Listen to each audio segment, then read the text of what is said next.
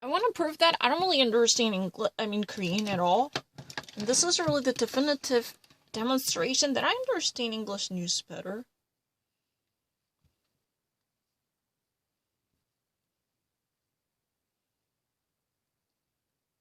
They are planning for a surge that they don't know where the crest is. And the real fear here, is that the hospital system across a broad swath of this area will get so full that people will die in their homes, as we saw in New York early on, and they'll die in cars, waiting in parking lots to get into hospitals because there's just no room for them. That's what they're afraid of right now. Oh my gosh, it's just... So right now, what's been so scared at this moment in Iowa is really the hospitals and the regions are so overwhelmed with the patients. So, probably the greatest nightmare they fear and dread at this moment is that they might actually die in line, either at home or in cars, because they're just waiting for their turns to be accommodated by the medical services.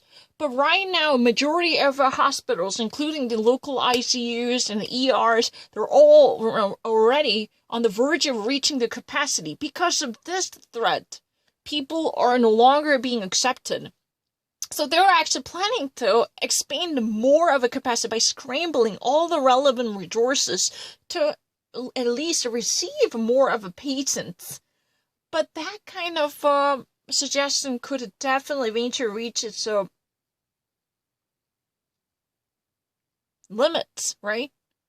Because it's just a matter of time whether this peak, the crest, would it be curved or not. Because you know what, there is no sign of being modulated or mollified. That kind of auspicious sign is not in sight. We're just actually steeply heading toward the highest point, and hospitals are already full of patients coming in, and that requires a serious long-term hospitalization. There's no sign of these newly received people being discharged. That's really the reason we actually expect to see more people to be dead or decimated while they're waiting their turns. They're actually simply being placed at home. They could be dead. Just simply they wanted to be recognized as a COVID patient. So they could probably receive and obtain any proper medical services. But this kind of opportunities are very thin. And it's getting thinner. Tell the truth. And the chances are getting slimmer and thinner. That's a problem. So the greatest fear the people at this moment dread is, they could either be dead at home or in cars. Think about it. All different scenarios are possible. This would actually be similar to what we've already experienced early on in New York in the wake of the first round of COVID-19 in New York. Especially the Grand Metropolitan of New York, the Queens and Brooklyn. Already there were a massive number of people registered, so there had been no chances or capacity that might actually absorb people newly coming into the hospitals. Because all different hospital wards were fully packed up and studied with the people. So many of COVID either identified or unidentified, these people somehow were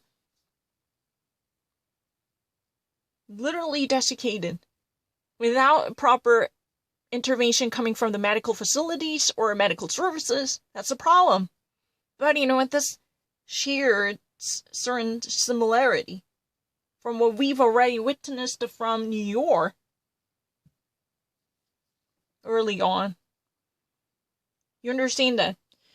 Do you remember in January and in February, up until March, there had been a chaotic phase in New York? Because in Brooklyn and Queens, there had been literally no single bed available to literally take care of COVID patients. So many unidentified people associated with the COVID-19 symptoms, either non-symptomatic or symptomatic or tested positive or not, they actually all died out. With no proper intervention coming from the medical sector. That's a problem. But we're actually witnessing a similar type of a replication in Iowa. So people really actually fear this type of complete duplicity and replication. It's really like the the Siamese twin. The people are really dying to do something about it, but their hands are shackled. Their hands are full with what's already actually taking place. Because, normally there should be certain place in reserve, but there would be no more allocation available. That's a problem.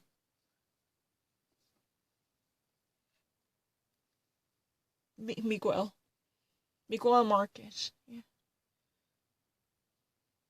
Such a grisly scenario to imagine. And the idea that they've gotten so much better at treating it is obviously very heartening, but it's cold comfort to the people like Butch Hansen there, who has to come back because he's coughing all night. I mean, I just think that I feel for him. That's a horrifying situation to be in.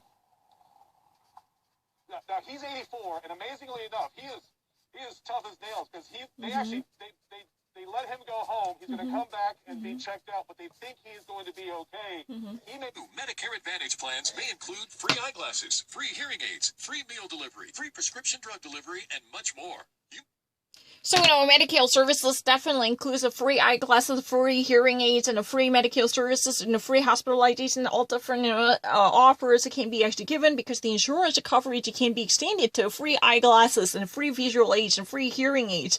Anything that might actually be associated with the symptoms that coming from the geriatric aging, you can actually enjoy gratuitous and cost-free offers to facilitate your aging procedures and disabilities, right?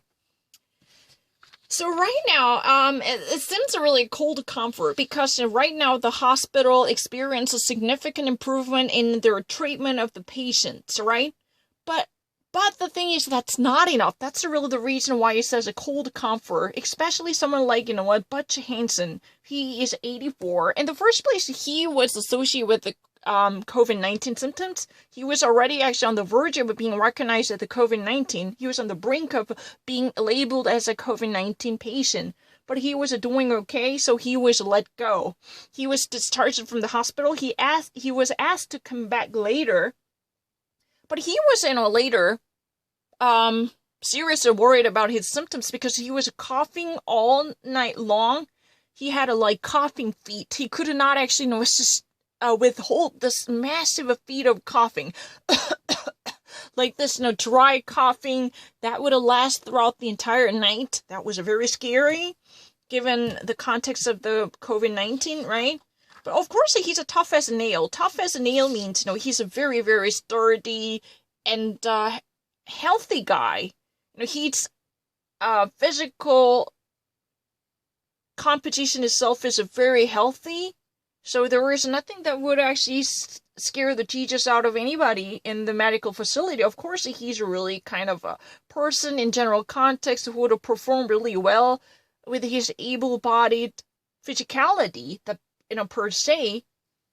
Tough as nail means somebody who is functioning well physically, who's been sound and healthy enough.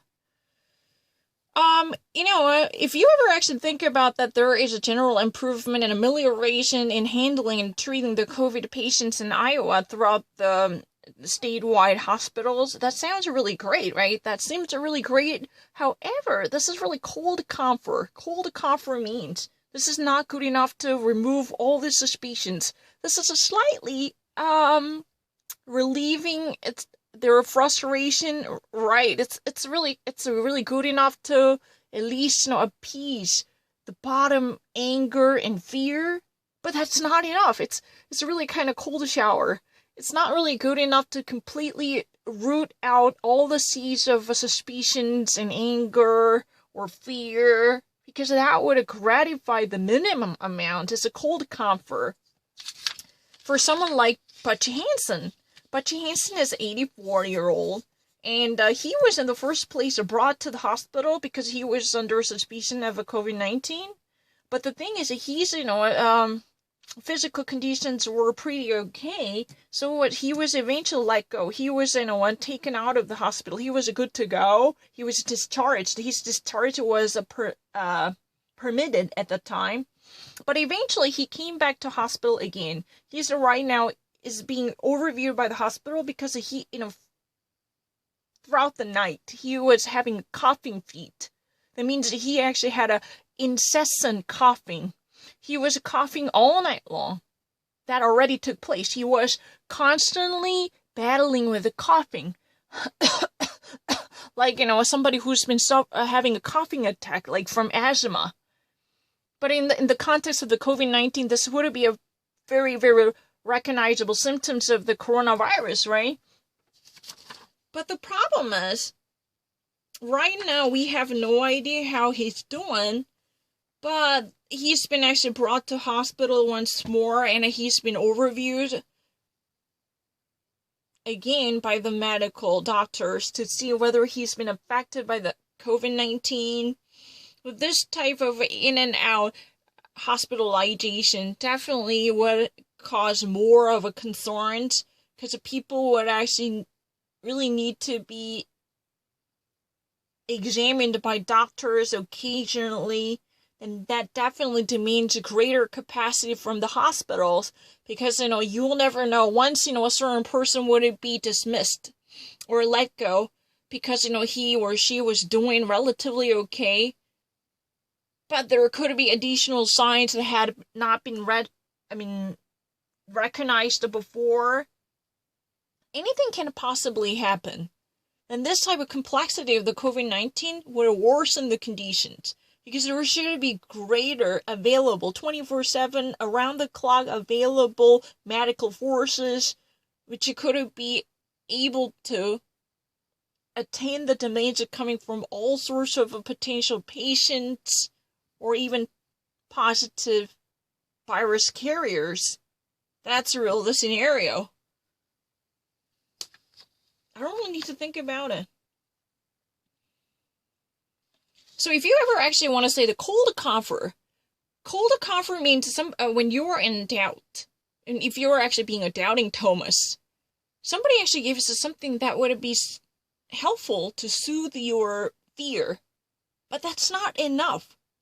It would be somewhat lukewarm or tepid, that might never eventually deracinate or root out and remove and eliminate all the from basic fundamental doubts about the circumstances. It's a cold comfort, or at least there is a downside of this positive news.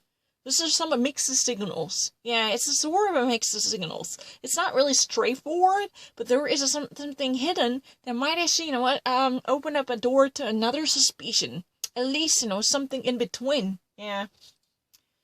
Bachi Hansen, he's tough as a nail. He's a very, strong and sturdy, a well-functioning guy given his age. Despite his, status as a senior citizen, he's relatively in a good competition. It's fine. But the problem is, he's been actually, taken in and outside the hospital, and that type of procedure could increase the chances of him being identified as a COVID-19, and then the actual capacities of being, constantly strained by influx of new patients. Then this type of news would be very scary. Even though, there is a very positive news that, across the state, there would be a greater amelioration in the hospital's readiness to tackle this problem or manage, COVID-19 patients. That seems really reasonable enough to appease and alleviate the growing pains and concerns from the most of the city residents and the state denizens, especially senior citizens, right? Those people are scared of hell. But the problem is, facing this type of a scenario, still many people are waiting in line. Lots of, cars are snaking outside the hospital wards, waiting for their turns to be interviewed or examined by doctors. And this type of situations definitely would not go away easily, even in light of a certain good news. That's really the reason it says it's a cold comfort. And, of course, there are more complicated circumstances. But the problem is the news was somewhat abruptly interrupted by this advertisement, so I cannot actually say any further. But it's not really that difficult for me to understand these.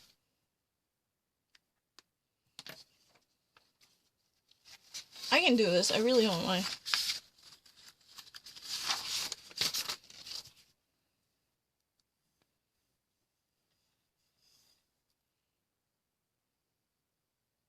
secure election. And we see this as a battlefront, not just in Michigan, but as you've mentioned, around the country. And so it's also important that we call it out for what it is. I mean, these efforts are not going to be successful. The people have spoken. The election has occurred. So here they're not going to be successful, but that didn't stop President Trump from tweeting about this. He latched onto it and even praised those panelists by saying that they had courage for doing that. I mean, I just kept thinking last night, as this was reversed, like live on air while she was doing an interview with Chris Cuomo, I kept thinking, oh my gosh, is this the first of what's going to happen in a number of states, Kristen? So I guess we have to hold our breath for that. But you also have some important reporting on the GSA, or the General Services Administrator, and her delay in signing that key paperwork to begin the transition. That's right. We wanted to figure out what exactly was going on behind the scenes, and we spoke to multiple former colleagues, people who are friends with her, who described Emily Murphy, who is supposed to sign off on this election, as currently struggling, that she's receiving death threats, that she's a person who really tries to follow through on guidance, but the guidance here is very vague. One thing I want to point out is that Democrats and Republicans who have known her for years, none of them described her as a Trump loyalist. However, even those close to her, many of them said that they think it's time now for her to ascertain that election. The big question is what exactly is going to put her over the edge. We know the only time that there has been a situation in which someone didn't concede was in Bush v. Gore back in 2000, but there is no big overwhelming lawsuit here. So the question is what's going to be that tipping point? Perhaps the results of the election. Kristen Holmes, thank you for... So it's really interesting. Kristen Holmes just like says that. You know, what's at stake right now is that this is a lady called Murphy. You know, she is a Republican, and who's been in charge of the GSA, General Services Administrator, who is really entitled to sign this paper that could have finally command the final word in the ascertainment of the president-elect Joe Biden. But she's right now receiving lots of, serious threat, including the death threat, because she's actually been, very cautious.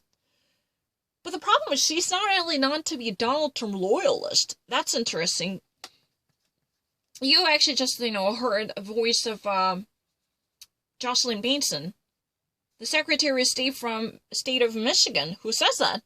Donald Trump, go ahead, even though we don't actually think that your chances are good enough to actually secure this type of lawsuit, because there is no legitimacy to prove any type of fraudulent efforts are coming from the state elections in Michigan. When, the Poppy Hollow actually said that when she first heard this, a comment coming from the Jocelyn Benson, when she was actually sitting down with Chris Cuomo, and she was interviewed by Chris Cuomo, she, thought that, Poppy Hollow thought that this was really the beginning of the cascade of secretaries of state from multiple states. Because of what Donald Trump is doing right now is literally tackle every state's possible, not really every state, every hotly contested battleground by actually, tackling and attacking the legitimacy of their election results. Then first hurdle Team Donald Trump should overcome is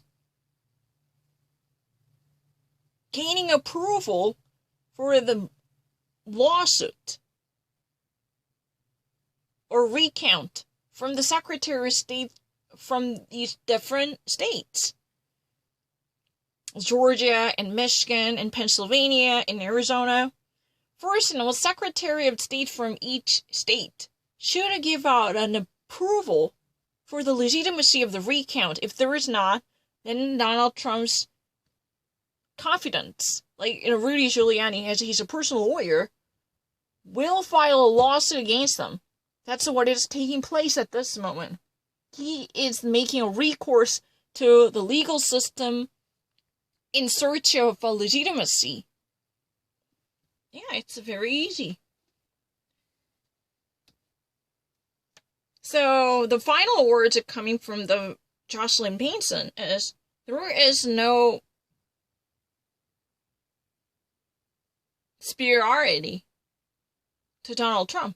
That means there are not many chances that his hopes can be substantiated.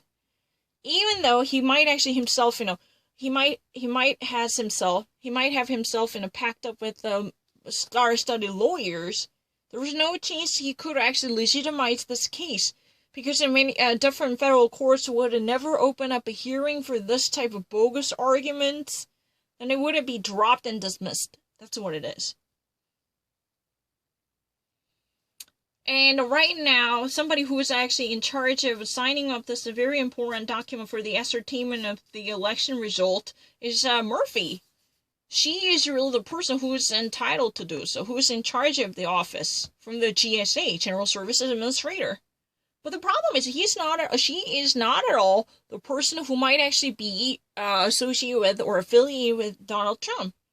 She is not part of Donald Trump clan or social orbit. She is just a Republican, but who just actually happens to be very committed to rules and regulations, in accordance with the Democratic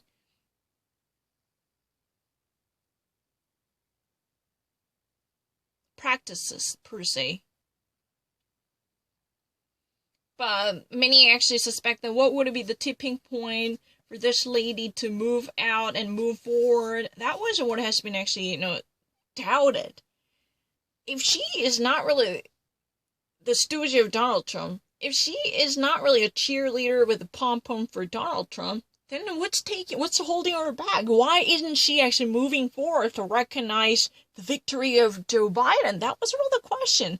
She even actually obtained some certain type of threat from all different sides, especially from Democrats. How come you're not actually recognizing what's so obvious? Why would you actually go against the will of people by saying no, or actually remaining taciturn? That's really the question.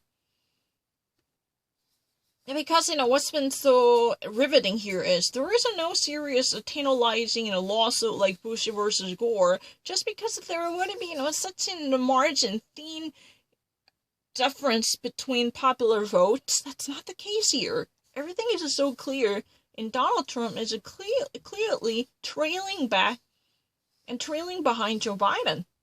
This is not really something that people might call a source of controversy or dispute, not even within the boundary of controversy. It seems really like a far-fetched controversy if one actually pursues this type of argument that Donald Trump truly won the election, right? Because there is no Bush versus Gore type of a very pending lawsuit that might gain the traction in persuasion of one's legitimacy. No. What's really the tipping point? What's actually holding her back? Why would she take this much long to ascertain the legitimacy of Joe Biden's victory by actually identifying him as the president-elect? What is actually preventing her from doing this? That's really the question at stake. So everyone is really waiting for her approval,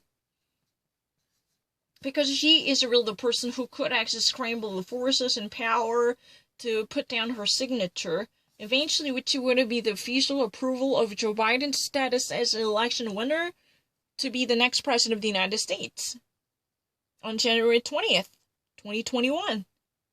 That's very interesting, right?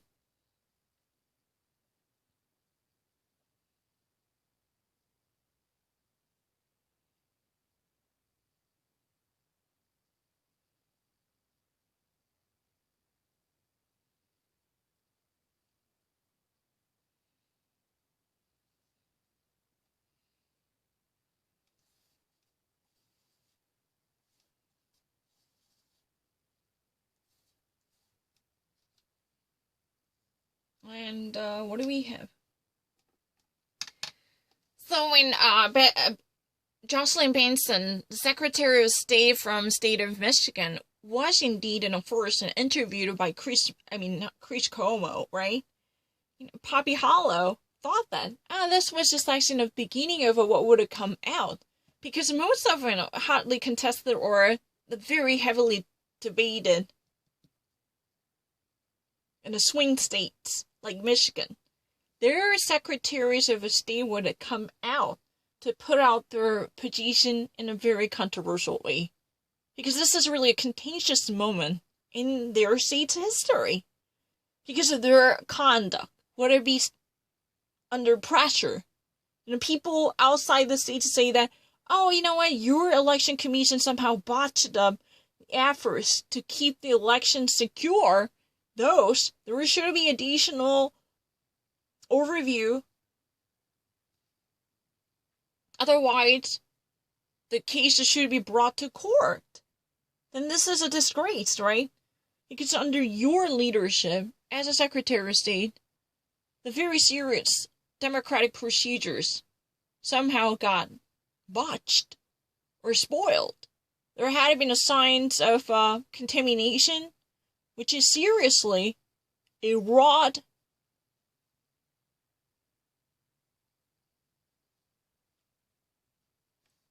the transparency of election procedures. That's a problem. I don't know what else I can actually say about it. Because, I just actually heard, she just actually said that. If you ever actually narrow it down, oh, go ahead, President Donald Trump. But you know what? The thing is, chances are really slim. You know what? You might actually find a shimmer of hope. We can never actually roll out that every cloud has a silver lining. But the problem is that it's not visible at all. Because, many of election officials are from different states. Or even actually the federal election commissioners. They all actually recognize that this election was probably the most reliable one we've ever taken in modern history of the United States.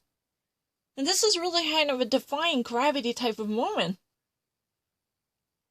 So, she just actually pinpointed the futility of Donald Trump's legal team's endeavor to undermine the legitimacy and the transparency of the illegal, not really illegal, but the election results.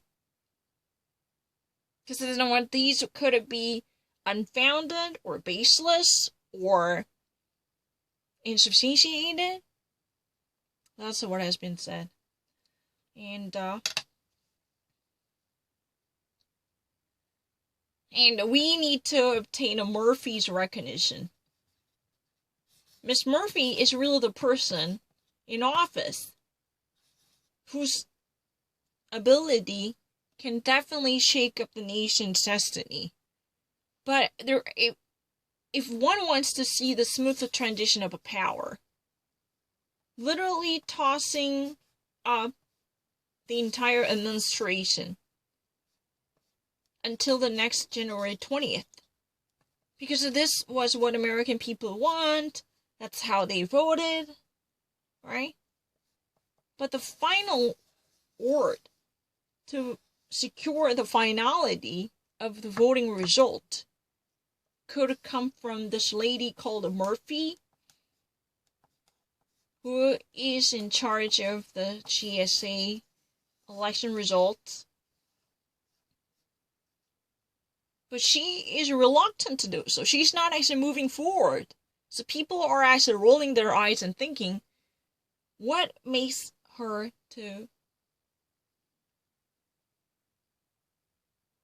be hesitant? Why is she being wishy-washy? What's taking so long for her to come up with a final answer, either yes or no? That's a problem. She is not really a Trumpian follower. She is not known to be Donald Trump's loyalist. She's not part of a very dedicated group hanging on every word of Donald Trump. That's really the case. That's very interesting. But she's right now threatened by, whole different people. Donald Trump's group actually say that, oh, you should actually revoke. You should actually never or not really revoke. You should never put down your signature to represent the legitimacy and the legality and the validity of this election. Definitely from Democrats. What is wrong with you? That's really the will of people. If you ever actually delay the whole transfer of power by not actually recognizing the validity of the election, then you're going against the people's desire. This is really the epitome of the democratic procedures, and you're not actually being part of it. This is not just simply a toxicity coming from the bureaucratic red tape, but this is, almost like absurdity. There are very conflicting viewpoints about her delay. But who knows, right? My problem is, no, I just actually broke the phone. Because it just actually didn't record my voice, and that's a problem.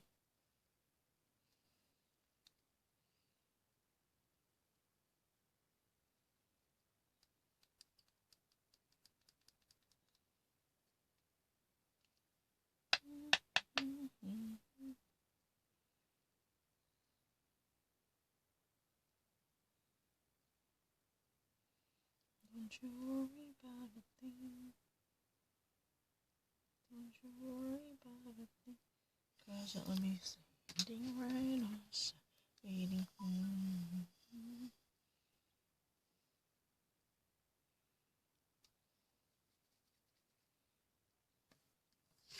I don't mind. There is a major development, another one overnight in the race for a COVID vaccine. Pfizer says this morning their vaccine is actually 95% effective with zero safety concerns. These are huge numbers, and even beyond what some had hoped for leading into this. Let's bring in CNN senior medical correspondent Elizabeth Cohen. Okay. Elizabeth, so better than what we initially learned about Pfizer here. What does this mean, big picture? You know, what's really exciting about this actually is not just the percentage, because they always said over 90%, and now they're saying 95%. It's sort of what we thought, you know, approximately, but that it's based on more data. More data is always good. I don't mean to nerd out here, but it's really exciting the more numbers that you see, because that gives you sort of more of a feeling of being sure that these numbers could be right. You know, this is all preliminary, this is all initial, this is all early, but the more numbers, the better. So let's get to what those numbers say. So Pfizer says, look, we gave a placebo to approximately 22,000 people, and 162 of those 22,000 got sick with COVID-19, 9 of them severely. Now, to be clear, Pfizer didn't give these people COVID. They didn't stick COVID up their nose, as is done in some other trials. Instead, these people just lived their lives, and they ran into COVID the way so many people in the world have. Now, let's look at the vaccine group also. Approximately 22,000 getting the actual Pfizer vaccine. Only 8 people in that group came down with COVID, and only 1 of them severely. And that's where you get the 95% efficacy. So that is really exciting. And it also looks like it's approximately that effective in elderly people, which is really good to know, because sometimes vaccines don't work as well in elderly people. So it's good to know that at least this initial data seems to say that. Now, let's take a look at next steps. So they're going to apply to the FDA, they said very soon, because not only is it effective, but they found there were no major safety problems, things like people felt tired, but nothing bigger than that. And then once they apply to the FDA, and this is really important, again, very nerdy, but very important, the FDA has already told its Vaccine Advisory Committee to hold 3 days for a meeting. That's December 8th, 9th, and 10th. That's a big deal because the FDA can't do anything without consulting with this advisory group. Traditionally, it's at the end of the last day of those meetings when they give the green light or the red light. So 8th, 9th, and 10th, remember those days. Not nerdy at all. We like that on this show. Poppy and I are nerdier than the next guy. And wait for December 10th. Yeah, all right. That's really the big date. So, no, I probably really want to actually stop it after this moment. So, over the night, we really have a great news to hear in terms of the vaccine development. Pfizer just announces that, its own vaccine developing truly demonstrates 95 percentile effectiveness. How come it is so? And let's try to actually look deeper into the numbers. Just like, what Elizabeth Cohen, a beautiful and very smart medical analyst on CNN just actually told me. She doesn't really want to sound nerdy, but she actually, highlights the importance of having greater amount of number. You know what? Always there's a security numbers, right? Pfizer announces that, it actually conducted its own preliminary research concerning 22,000 different people. Amongst given people who are amongst the people who are affected by the placebo vaccines, and it's truly vague bogus vaccine, 162 people got sick. Only 9% of the people were severely ill. However, if you ever actually look deeper into the people who were actually inoculated with the real vaccine, not bogus one, only 8 cases were actually turned out to be COVID positive, and one person, not really including, one person actually got severely ill. 1 case. if you actually have, 8 different people seriously ill, and one person is seriously ill. So this is really a significant small amount number. So, if you ever actually look into the cases, these people are, somehow actually ended up having a COVID-19 or coronavirus roaming around and living their life, there ought to be a certain type of control method to actually keep better track of the number or how they actually got affected by the COVID-19, obviously. But these infections are generally naturally caused, or they're actually in touch with the rest of people or rubbing elbows with other people, in order to secure the possible diversification of the virus strains or, the occurrences of the virus, right? That's what it is about. She actually emphasizes she doesn't really want to sound a torquey, kind of nerdy person, but there is a greater amount of hope if you actually gather more number of people. This is nothing new, technically, because we've already actually heard it numerous times.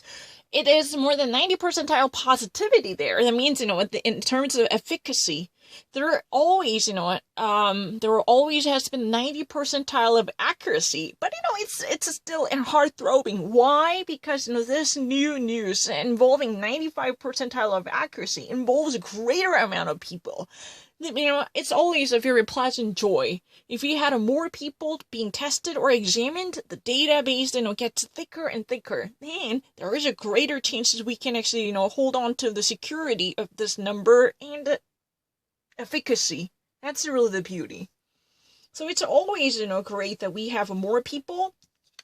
And another thing that's very helpful for us to learn from this news is that this test never eliminates elderly population.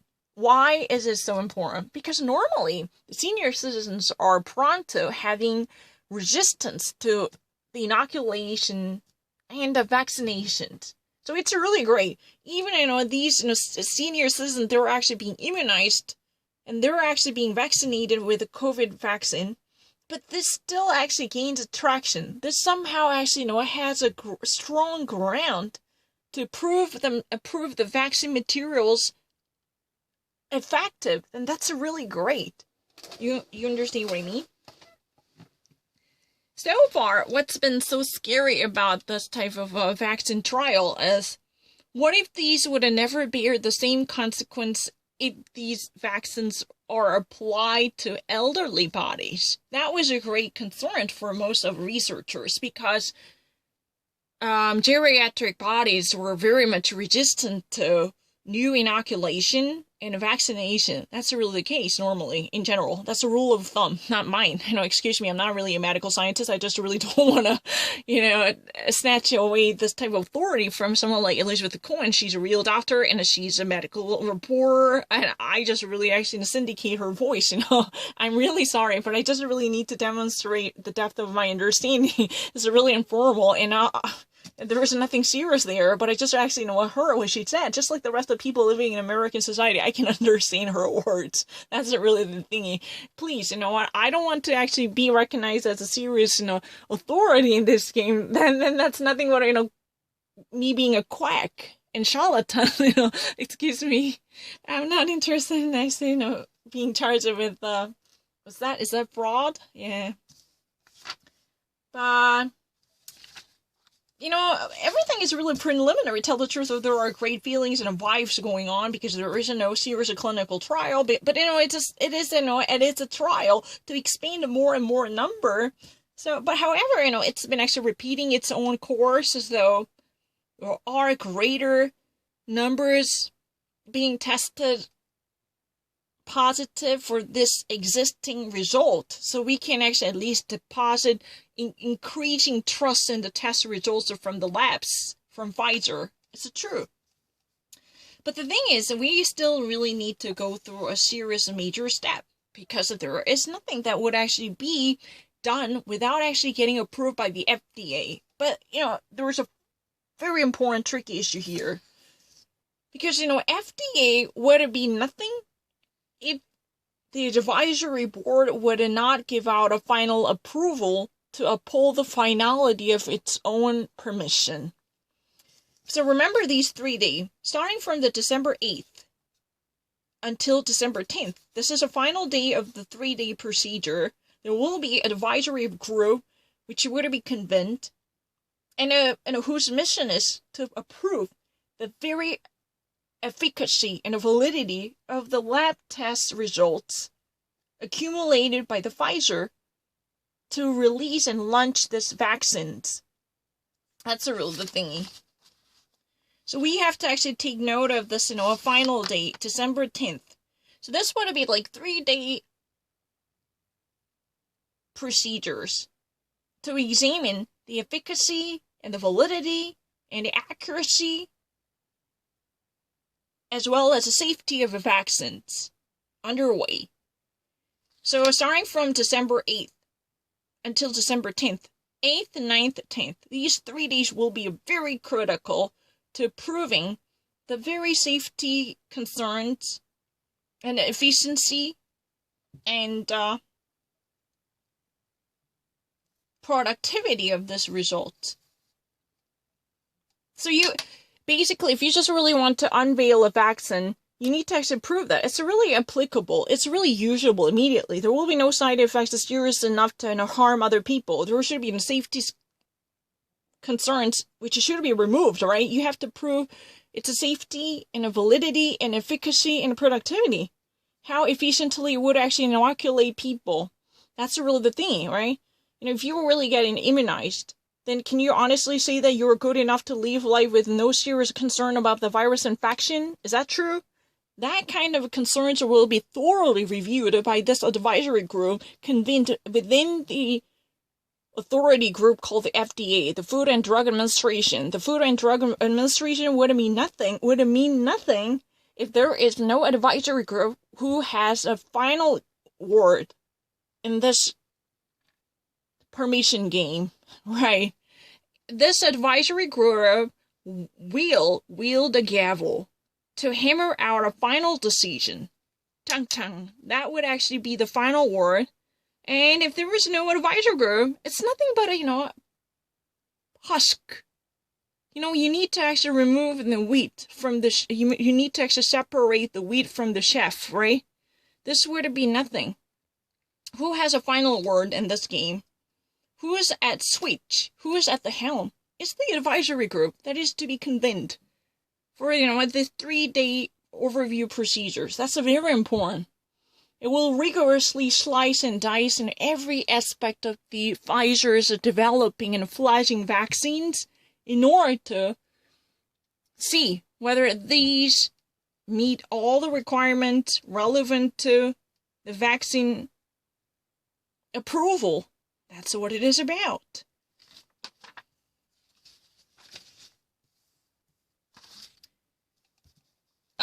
It's really interesting because, throughout the week, we've already actually been experiencing that already, Pfizer and the major developers experienced more than 90 percentile positivity. So it's really great. So what's so special about it? 5 percentile more added? No. Technically, in the realm of science, it means much more than that. Because the more data we accrue, the more actually, security we can actually guarantee for sure. So, this is not really a nerdy's, obsession with the crunching numbers, but it's really about security. There is a security and a safety in numbers, and this is all it is about. Yeah. I'm not lying. But everything is, so far, not really. I mean, these type of numbers could actually be still at its preliminary stage, to tell the truth, So we need to actually see what type of results would it be coming from the FDA's advisory group, by the way, Food and Drug Administration. And these are three important dates. Please mark your calendar, December 8th and 9th and 10th. Especially the final day, which would actually, be the verdict day. The jury will deliberate the final verdict.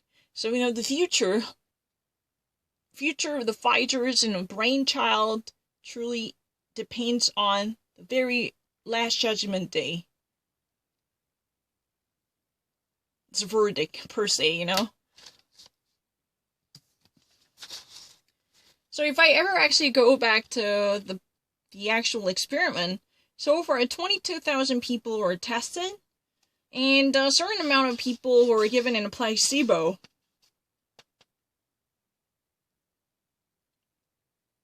162 people actually get sick. This is a ratio.